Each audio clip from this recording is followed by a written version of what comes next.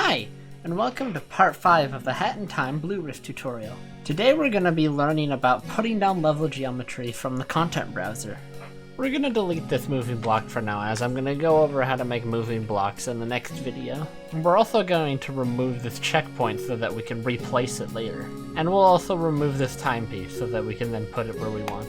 Let's just start with this simple block and start building from here. You don't need to start your levels exactly like this, but it's a pretty easy way to start a level.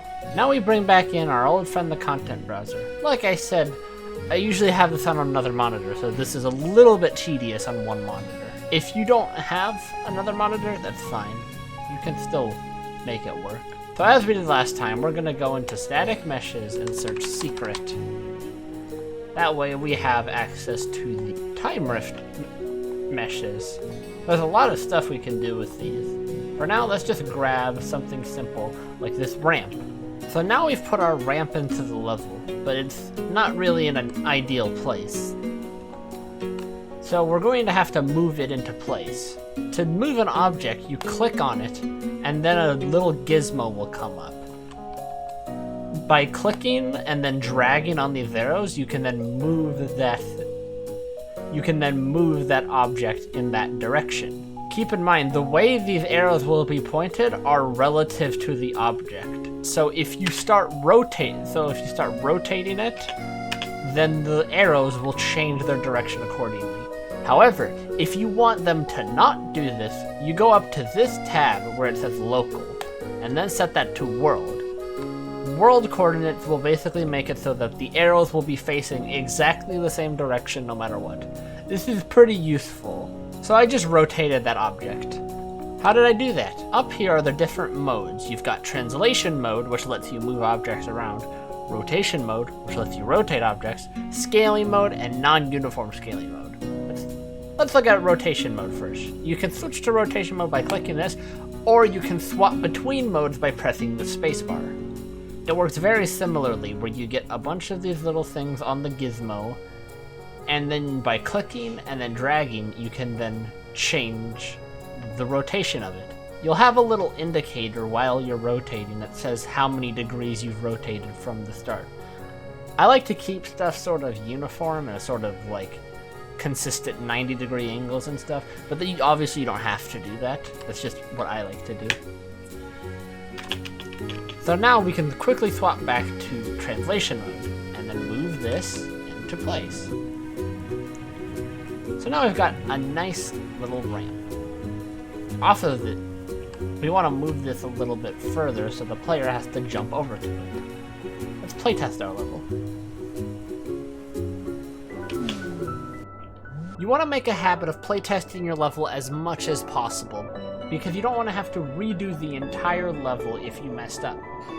Every time you make a little bit of a change, you're going to want to go into playtest mode and then play out your level that you just made.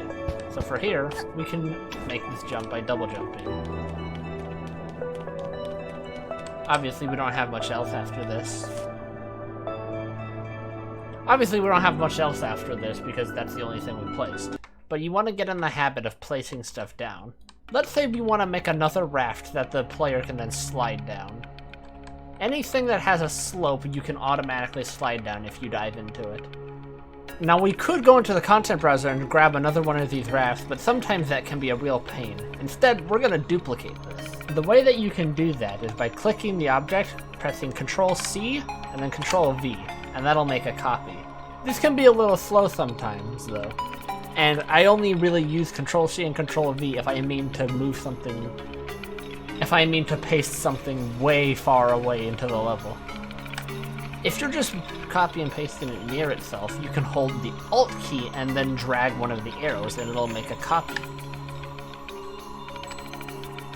Side note, if you hold Shift while dragging the arrows, the camera will move with the object. Now that we have this in place, let's playtest the level again.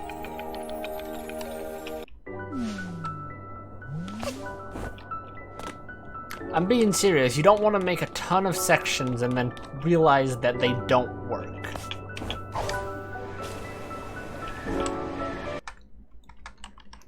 I advise you not to copy exactly what I'm putting down, and instead look through the content browser for models that fit what kind of level you want to make. I'm trying to keep it simple here, just so that I can demonstrate how you place down objects. Let's grab a different one. We're gonna grab some little of these rectangles, and then move them around.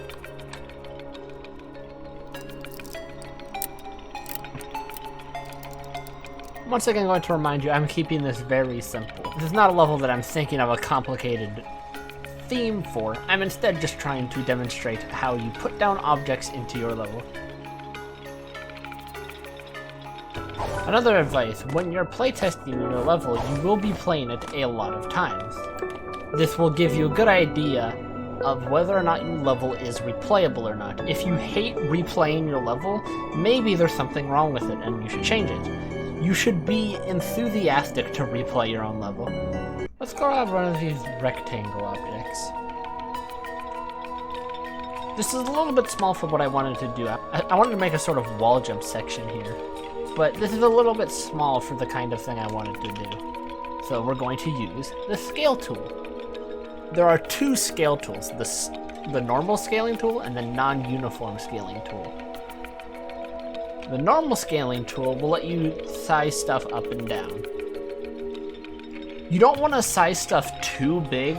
You don't want to size a small object too big because it'll look super stretched out and it'll make the textures look kind of jank. But if you're just slightly increasing the size, it'll be fine. Non-uniform lets you scale an object but only on an axis. For example, if I grab the red scale gizmo here, I can scale it only in this direction. This stretches it out a lot, but that's an extreme example. So you can use these for different minute adjustments. You can also use them for big adjustments. It depends on the model, really. So let's make this a little bit bigger. That should be a good size. Keep it around it there. And then let's grab another thing.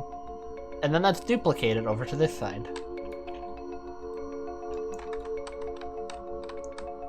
You want to move around your level as you're making it so that you can get a good view of what your level looks like. As I look at this from the top, I can see that this is a little bit off, so I'll move it into position.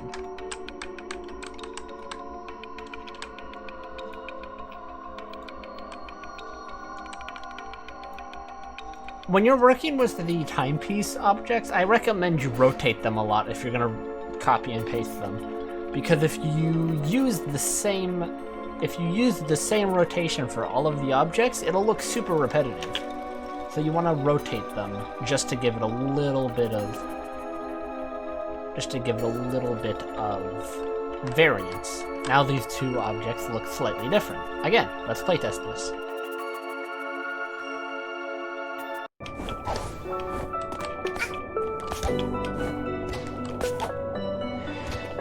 As you can see, I seem to have made these walls a little bit too far apart, and the jump isn't makeable. This is why you want to playtest something every time you put it into the level, because now I know that this wall jump isn't actually possible.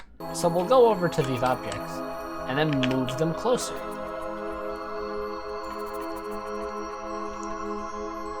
Now they're touching. It looks pretty cool. It looks like a big ol' H. Now that I've adjusted it, let's play it again. Now, if you were gonna playtest the entire level from start to finish every single time, that would get a little bit obnoxious. So instead, what you can do, go to a block, right-click, and then choose Play from Here. That will then make the level load you at that spot, which can cut out a lot of tedious time of playtesting things.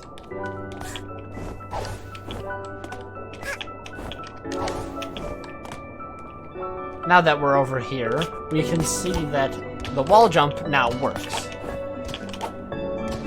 It's a little bit long of a wall jump that I would like, but you know, it's fine for demonstration purposes. Let's start building this way. You kind of want to have...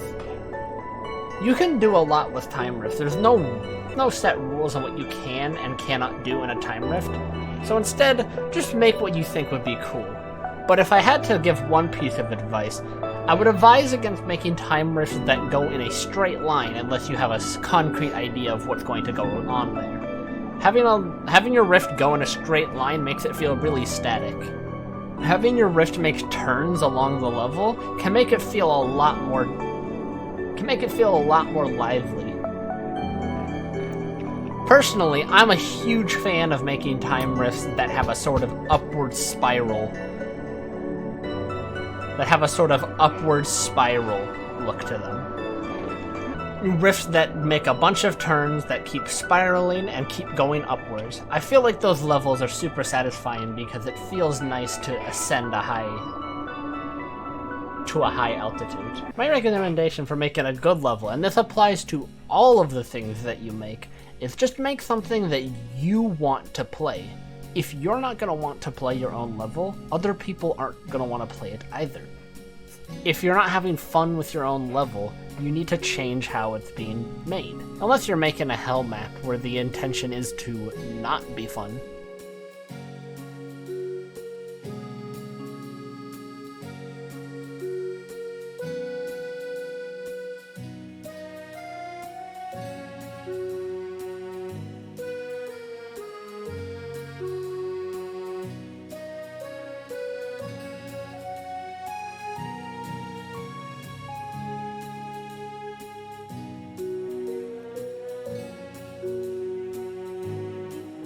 And with that, we've made a sort of level here. But I don't know if you've noticed, this level seems a little static. Even though I have it spiraling around, it still feels kind of static. And why is that? Well, for one, we don't have any moving objects in this level, so it feels kind of boring. On top of that, some enemies in this level would be cool. And lastly, we put down a checkpoint here, but this checkpoint doesn't actually work yet. So how do we get it to work? Well, in the next tutorial, I'll be going over Matinee and Kismet. Matinee is how you get objects to move, as well as other things. And Kismet is basically the programming, without having to learn any programming. That's what we'll be going over next tutorial. After that, I'll be going over actors.